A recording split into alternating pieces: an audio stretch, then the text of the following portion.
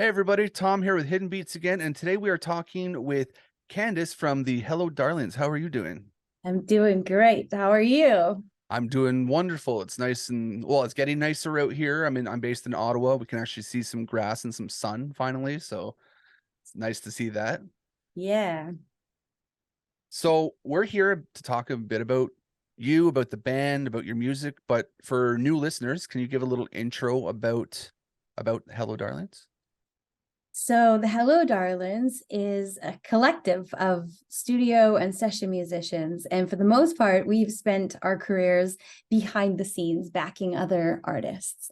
And it was founded by myself and my husband, Mike Little, who is one of Canada's probably most recorded keyboard players. And he's backed pretty much all of great names in Canadian music for many, many years. And so him and I were producing together.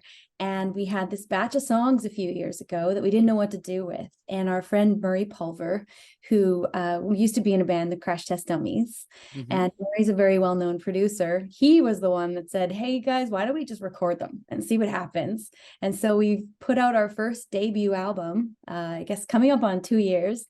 And it's been a whirlwind ever since. And we've toured Europe twice. And now we're embarking on this massive Canadian tour with one of our favorite musicians, Matt Anderson. So that's kind of the nuts and bolts. And we play Americana, which is like that genre crossover of pretty much everything we love: blues, gospel, folk, country. And so it gives us total freedom to explore a bunch of different stuff. Mm-hmm. Yeah, it's just good feeling music is really all it is. Yeah, it's like music from the heart. And I think we always just say, because we're such musos, we just, we love real instrumentation and big vocal harmonies and just trying to keep it as honest as it sounds. When you hear the record, that's kind of what you're going to see live. So, yeah. Mm-hmm. Now you talked about your first album. It was 2021 when that got released. That Go by Feel. Yeah. I'm looking at Yeah. my notes here. How do you think your sound has evolved from that release till now? Well, you know what? We're coming up on releasing some new material. And I think one of the things we learned from it is, those were songs that we were kind of exploring and had fallen in love with and wanted to find a home for them. But as things evolved to play live, we realized that we weren't really capturing that essence of live, which I'd say the album is kind of more mid-tempo and more heartfelt, feel good music. But our live show has a lot of fireworks. There's a lot of, Mike is an amazing Hammond B3 blues player. And I don't think we showcased a lot of that on the record. And so live on our Go By Feel album, so our live show has a lot of that. So our upcoming music is kind of more reminiscent of what we sound like as a live band. Okay, I think the name I have written down here is in the Sundust for the upcoming EP or album. Yes. So the In the Sundust is a little preview, a little sneak peek of 7 songs from a batch that we recorded about a year ago, partly at United Recording Studios, which has actually just announced that they're closing. And Oh so wow. we were one of the very last records to be recorded there. So it's pretty great, like really special to us to have been on that in that space. And so the 7 in the Sundust, the 7 songs are kind of a teaser of the double album that's in the works. Mm-hmm. No, that I'm excited for that. When I start to listen to some of the tracks when I was preparing for this and learning about the new stuff coming up, I was like, oh, this could be real interesting. Yeah, it's I think like In the Sundust has a song on there that's one of my favorites, which is Murray is singing lead on, Murray Pulver singing lead. It's called Do It Upright, and it's more like sort of southern rock, and it's got some, it's got some energy, it's got some guts to it. So Mm-hmm. That's always fun. I love a good Southern rock tune. Like it just yeah, that feel is a different feel for sure. yeah. Now, you guys all working together, do you guys have specific roles in the band? Like a couple people write music, a couple people you try to put the tune together, or is it just whatever happens, happens? Well, It's a little bit of everything, but I think for the most part, Mike and I kind of build the house. Like we spend the majority of the time, him and I do the majority of the writing together off the bat. And then, we collaborate, we get together with Marie and just talk about different production ideas and dream up, okay, who would we love to be able to call on to make these songs come alive? So there's a lot of collaboration. And then as things evolve as well with our live show, because I guess as a benefit to the fact that we've worked as professional musicians for so many years, we know incredible musicians across the country. And so we have this core band that we've toured and traveled together with, but then it's always fun to be able to invite special guests and other people just to give it a taste. And so Matt Anderson is one example of that. When we did our Go By Feel album, I just kind of had this dream, and it felt like a bit of a pipe dream. I just thought, oh, who'd sound amazing singing this song would be Matt Anderson, and the rest is history. That's kind of, in part maybe why we're on tour together too, just because he's so awesome. He's just so awesome. He is, yeah. I got the chance to see, I think it was this past summer, he was at one of the festivals or something here locally, and just the feel of his sound, of his music, and just the way he does things, I was blown away for sure. He's got one of those voices that just cuts through like right to your core. And Mhm. when he sent back the vocal on our song called Still Waters, Mike and I were actually on vacation and we were at a Mexican restaurant. I popped in my headphones and I just kind of thought, oh, Matt sent us a track, I'll have a listen. And I had just put like a taco chip in my mouth and his voice just kind of came on and I was immediately in tears, like just one of those ugly cries and like guacamole. Mhm. I'm sure it was a mess, but his voice just rocks you right to your soul. Yeah, and I love the way that music can do that just in almost any form if it hits you and it just invokes emotion for sure. Yeah, man. I don't know what else there is, really. Mhm. Now, how is it different working as session musicians at the time to now doing your own thing? Was there a lot of kind of growing pains that you had to go through? Growing pains, but also I think you get a way different view of what it's like to be the artist, as opposed to just kind of being in support of another artist. And there's a lot of administrative stuff that you kind of don't think of when you're just along for the ride and you jump on the tour bus and you're not thinking about what else you've got to plan down the road. There's a lot of responsibility that falls on the shoulders of a main artist that I think has been a great learning experience, and certainly has made us more grateful than ever for the learning and the teaching that we've had from such incredible artists for many years that have, they've taught us, they've mentored us. And so we stepped into that space, I think, pretty easily, but it does require an extra level of kind of confidence. And, like you're putting a part of yourself out there for maybe even people to criticize. And so just dealing with that a little bit is like, oh, maybe some people are going to like it, some people aren't. And it's a good learning thing. Yeah, for sure. It's you turn into more of a business than a musician at that time because of all the extra stuff that goes around. Yeah. And I think, some of those emotions can get tangled too, because I think when you make something or create something, your hope is that whether people like it or don't necessarily, it's actually more that your desire is to connect, is to Mhm. create something that maybe someone can relate to or would be meaningful to them. That's our hope. That's our goal. I think when I'm writing music, I just think, who might be out there that would listen to this? And that's who I want to write it for. So getting your ego out of the way to realize it's not really about you anyways. It's about who the listeners are that do dig it. Yeah, and I'm sure every musician wants to have their fans take something away from their music, like a Yeah. feeling or a story or something, and it must go into the idea when you're actually putting it together, I would imagine. Yeah. And I love songs that I think are a bit open to where, I might write it about something that's a true story from my life or something I relate to. You could hear it and it could be something completely different for you, but it's a song. It's now that song belongs to you as much as it was to me. Is there a song out there that you might have that someone's come back and said, "Oh, does this song mean this?" And you're like, "Actually, I meant it like this." Okay, yeah, sure, I'll share one. Is our song Go By Feel, and it's the title track of the last album. And it's a love song. And certainly I think as a you know, the fact that Mike and I are married, people oftentimes think, oh, is this a love song? And is that what it's built on? And although it is a love song and it was quite sweet, Mike and Murray and I wrote it together. So it was the three of us writing it. And the true story behind it is Murray and his beautiful wife were out for a walk one morning, and this guy rode his bicycle by on and just drove past them. And then all of a sudden he turned around and came back and said, you know what? I just wanted to tell you, have a great day. I think you're amazing. I'm trying to turn my life around. I'm trying to just go by feel and go by intuition. So peace out. And he rode his bike off. And so Murray wrote down that line, go by feel, go by intuition. And that's the lyric in the song. So they kind of came from two different homes, but yeah. Oh, that's awesome. I love those type of stories because there's always that little tidbit of random information you would have never expected to hear. Yeah.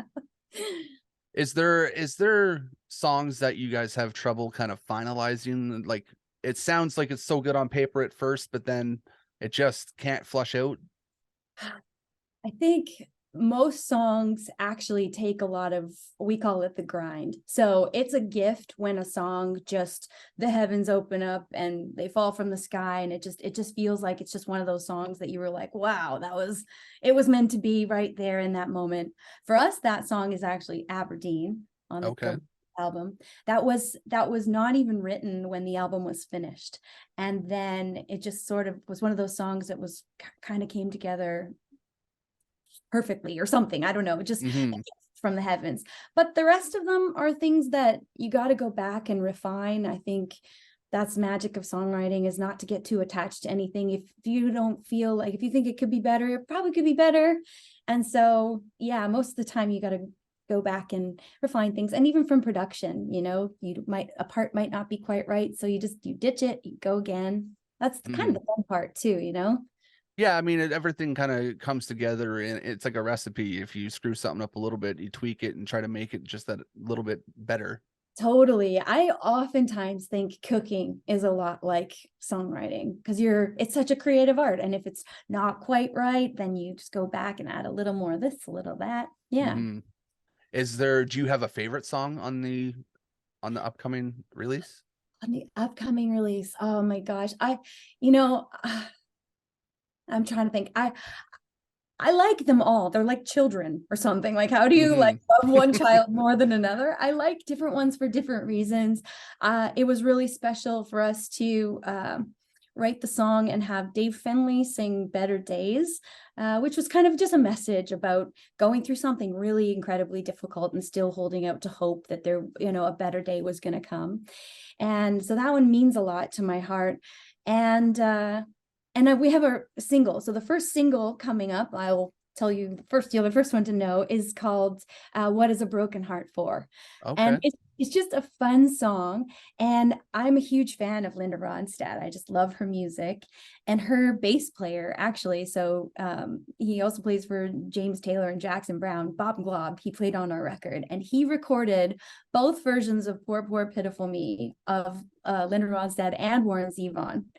And so the fact that I can hear his bass part on What is a Broken Heart For, that it just sounds so classic. And so for me, I just think, oh man, I'm kind of living a dream in my like Linda Ronstadt vision. No, that sounds fun for sure. Yeah, so that's probably my favorite on the upcoming in the Sundust album. No, that sounds good. I'm picturing the song in my head now too from the previous stuff he did, and that bass line, you can hear that almost. You kind of, there's an essence to it. And you know what we said to him too? I said, oh, this is my song that was kind of a little nod or a little tip of the hat to Linda Ronstadt. And so he's like, all right, so yeah, like what version? Like the Warren Zevon version or the Linda Ronstadt version? I was like, yeah, I know, because you played on both. I was like, so give us the Hello Darlins version. So he did. Yeah. Do you find it different being, well, I mean, I'm assuming it's different being a session musician going on a tour to now you being front and center? I mean, we talked a bit about just all the extra stuff out there, but now having all those faces looking directly at you? Maybe just because I have been doing this for a while, that I feel incredibly humbled and honored, and I mean that genuinely. I think we have amazing fans that are just music lovers and are there to hear the lyrics and sing along. And so yeah, I think I'm sorry, I'm getting a little emotional No, because that's okay. it means a lot to me to be able to do this and to, get on stage and sing and share music. And I do think there's something greater than it. Like you said, you always just hope that your music will connect. And so I think if someone hears a song that got them through a difficult time, or if they hear something that makes them take their heart or their mind somewhere else, I, I that to me is really important and really special. And so now, as having the opportunity to do this as an artist and be invited to go and play some of the most iconic venues in this whole country is just Hmm. awesome. It's just Yeah, for awesome. sure. I just feel really grateful. No, I could only imagine. I mean, I wish I had some more musical intonations myself. I played the drums once upon a time, but I I'm a very deep lover of music, and I love anything that it's if it's a good song, it's a good song. Doesn't matter genre and everything, and they all hit you a little bit differently. And that story, especially when it's live too, and you can see the artist, you can connect with them almost. That's a Yeah. whole feeling.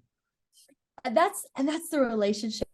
Like, I think true music lovers and people that are there to feel it doesn't happen. Like, what is live music if there's nobody in the audience? It's Hmm.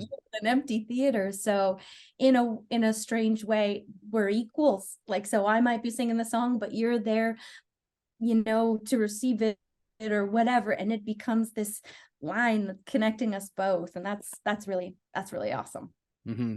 Have you had any like weird fan interactions throughout your time? Let me think. I don't think so. I mean, I think everybody's weird a little bit. Like, who's normal? Everybody's a little broken, a little messed up. Yeah.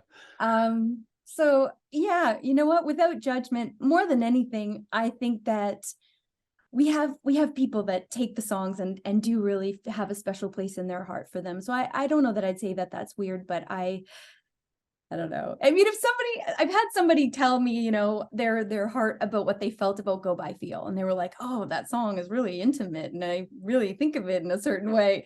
And I and I just thought, well, that's good, man. Like, rock out. If that you and that song are doing your thing, like, Hmm. enjoy it. Yeah, I can imagine some of the things and the stories that people might say. Like I work with musicians locally sometimes too when we book shows. So Yeah. watching them with the fan interactions kind of like a bug on the wall. Yeah. It's interesting to see just how fans take meeting artists and getting to know their music and everything. I've seen some pretty weird things myself. Yeah. And I think the thing is too, there's this concept, maybe also social media plays into it, or images and all that stuff play into it, that suddenly you lose your humanity. Like, people forget that you aren't dressed up, like, maybe other than Dolly Parton, who I love, but I mean, Mhm. Dolly Parton's maybe one of the only artists that wakes up in Dolly Parton. She's never Yeah. seen without her look. Yep. But everybody else is like, in their nasty mustard stained shirt is buying whatever from the local grocery store. So there's a certain element where I think people go, oh, well, because you're on stage, it's larger than life. But really, we're all just people, but everybody's people. So Hmm. Yeah. Yeah, it's interesting to watch, and meeting some of the artists. Like I've met more than a few people, and like, oh wow, okay, this person is not what I expected. It's so refreshing to see just a normal person really just playing some music. totally. And I think actually, maybe even artists too, you can get in your head. You can really start to feel like you're separate from people, or maybe, I don't know, even like ego definitely plays into it, which I always think comes from insecurity too. But you get wigged out and you start thinking that you are somewhere separate from the fact that, yeah, your weird fan is actually no weirder than you are. Hmm. I think every creative person probably has that separate kind of way of thinking about it. Just that's what makes them creative. Maybe because you have to be willing to be vulnerable. That is the thing. You have to be willing to kind of hold nothing back and just put your heart out it. And sometimes it gets trampled. Sometimes people think you're absolutely horrible and they don't want to see you again. Luckily, that hasn't happened. At least not that anybody's told us about, which I really appreciate. Like, I Yeah. think you don't have something nice to say, then just don't say anything. Hey, that's always helpful too, just a little less of the low blows and stuff like that with the ego. I know I need that on a regular basis sometimes. So I have a few fun questions I do like to ask. It gets a little more kind of insight to you personally, and it actually, some of them are selfish for me too, because it boasts some more things that I want to know. Sure. First one on my list is, what's something on a go-to playlist that you're listening to that your fans or even family might not expect you're listening to? I love a record by an artist called The Night Game. Okay. I love that whole record. It's just like, if I need like a pump me up jam, he's his the whole album. And there's a song called The Outfield. And it's literally like probably like my pre-show song if I'm getting ready or whatever. It's got such a good, almost like an 80s kind of throwback vibe, but it's modern, and I just think his production is genius on it. I just love it. And I'll I have think to you look it might up not for sure. expect that I'd pick that up, but if you haven't heard that record, it's great. That's why I asked this question, because I get to pick people's brains and get new music for my playlist.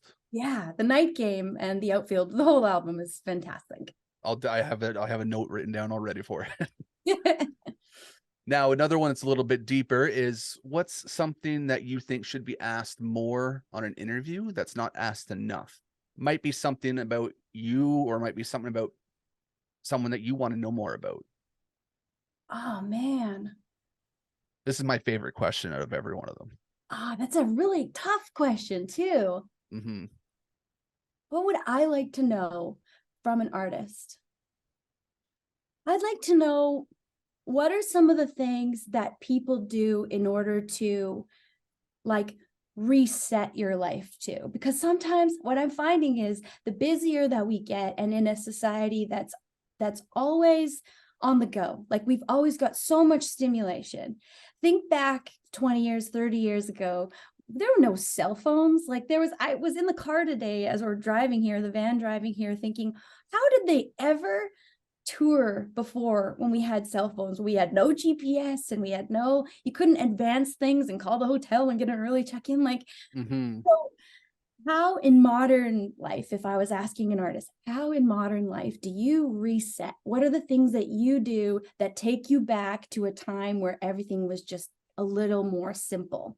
And that means, like, do you have a process to put your phone away for a certain period of time? Or do you, reset when you're not touring, when you're not doing things? What are the things that you do that just bring you back to feeling like you're human or something? Because yeah, I don't know, does that make sense? It Stuff. does. And actually, I think that's a good thing. We all need resets at some point. I know my wife hates the fact I I was crazy enough to book 8 interviews this week on top of doing other things. And she hates the fact that I'm on my phone all the time. So that reset is always a bonus. And I never do it properly.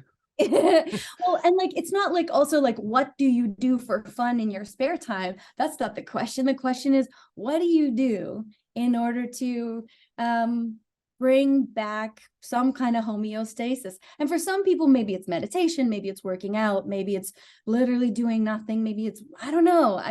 I think as a society, there's things we could actually learn, because we used to spend a lot more idle time, or like, whatever happened to kids just like with a rock and a stick? Hmm. Back in the day, just remember, you had a stick and a rock, and Yeah. I'm man, at that age where I did the playing outside thing, and then coming into technology, and it's like, okay, I remember doing, going to the creek and looking for crayfish and things like that, just being outside and not caring about the world. But now like, you look at today and it's impossible. it's impossible. And I feel like life is going by really fast. And when I think back to being a kid, summers felt like they lasted so long. And maybe if we could bring back some of that feeling of slowing down time. I want to know, Hmm. how are people doing this nowadays?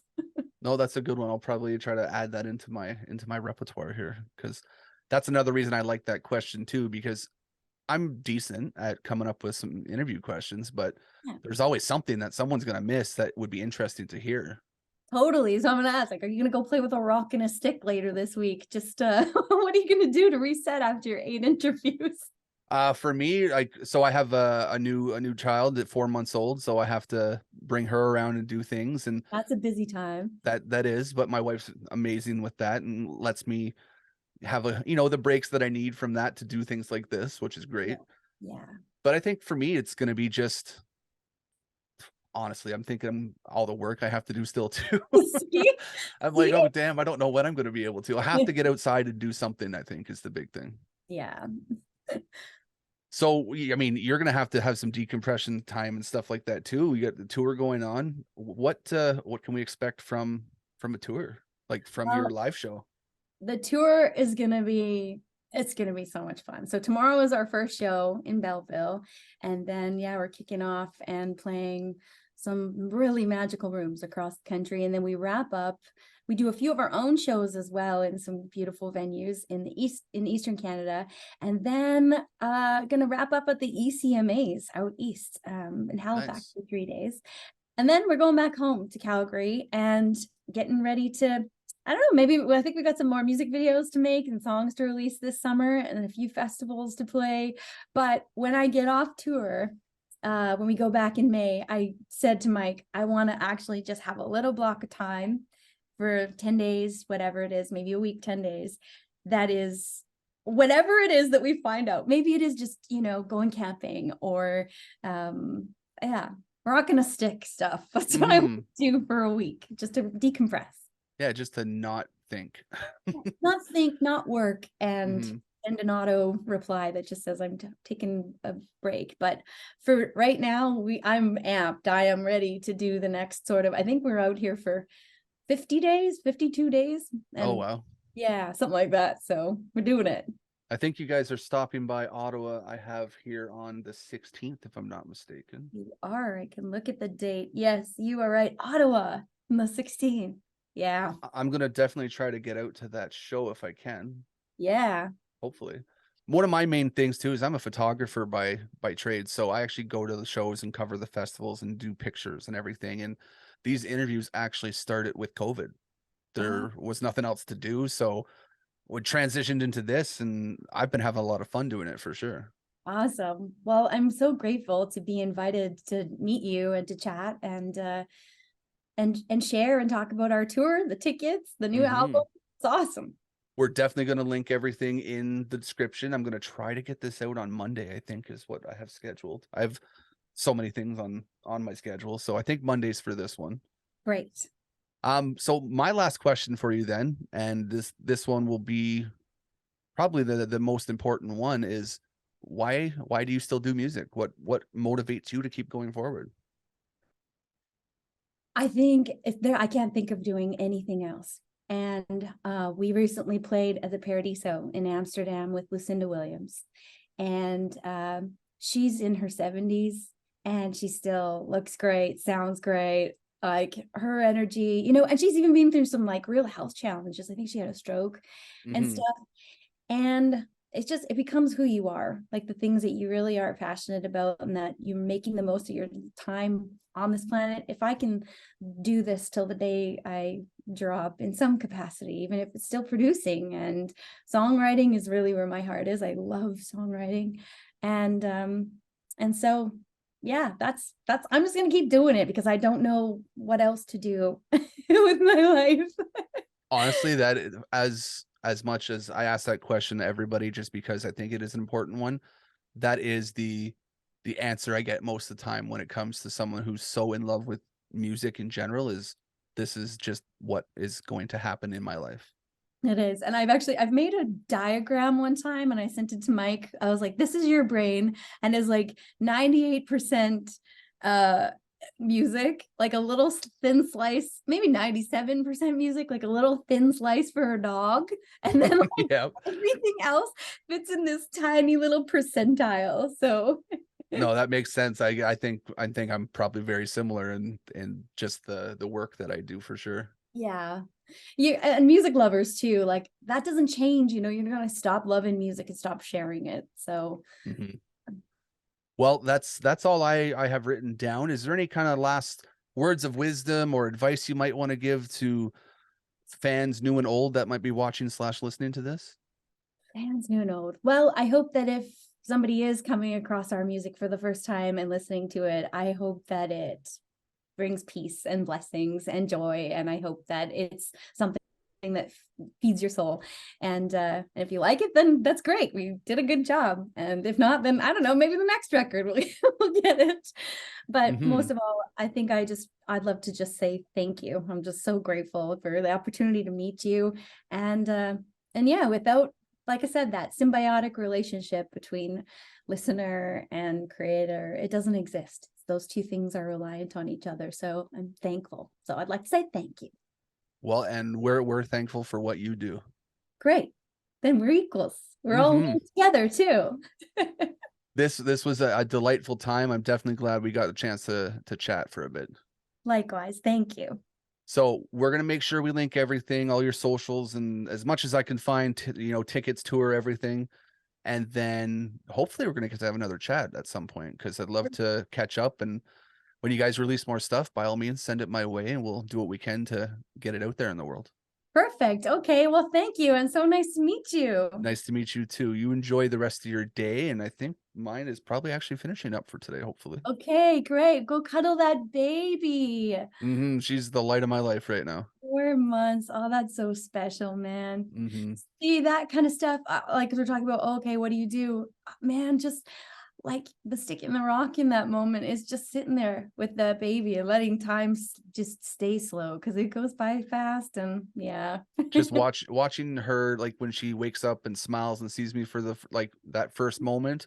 That's all I need in the world, right there. So awesome. Mhm. That's so awesome. All right, we'll sign off now, but like I said, we'll connect again for sure. Hey, sounds good. Talk to you soon. Okay, bye. Bye.